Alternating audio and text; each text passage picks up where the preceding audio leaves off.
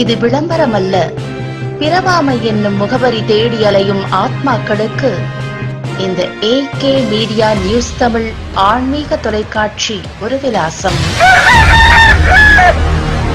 மதுரை மாவட்டம் சோழவந்தான் அருள்மிகு ஸ்ரீ ஜனகை மாரியம்மன் கோவில் வைகாசி பெருந்திருவிழா கடந்த 18ஆம் தேதி கொடியேற்றத்துடன் தொடங்கி நடைபெற்று வருகிறது. திருவிழாவில் முக்கிய நிகழ்ச்சிகளில் ஒன்றான பால்குடம் அக்கினி சட்டி எடுக்கும் நிகழ்ச்சி 26ஆம் தேதி அதிகாலை 12 மணி முதல் நடைபெற்றது. சோழவந்தான் வைகை ஆற்றில் இருந்து 5000த்திற்கும் மேற்பட்ட பக்தர்கள் பால்குடம், அக்கினி சட்டி, 21 சட்டி, கரும்பு தொட்டில், குழந்தை கட்டி நேர்த்திக்கடன் செலுத்துதல், உருண்டு கொடுத்தல் போன்ற நேர்த்திக்கடன்களை செலுத்தினர். பால்குடம் அக்கினி சட்டியை முன்னிட்டு சோழவந்தானின் 4 ரத வீதிகளில் தனியார் அமைப்புகள், தொண்டு நிறுவனங்கள் உள்ளிட்டவைகள் அன்னதானங்களை பொதுமக்கள் மற்றும் பக்தர்களுக்கு வழங்கி வருகின்றனர். சோழவந்தான் மருதமகால் அருகில் PM குழுமம் சார்பில் நீர்மோர் பந்தல் மற்றும் அன்னதானம் வழங்கப்பட்டது.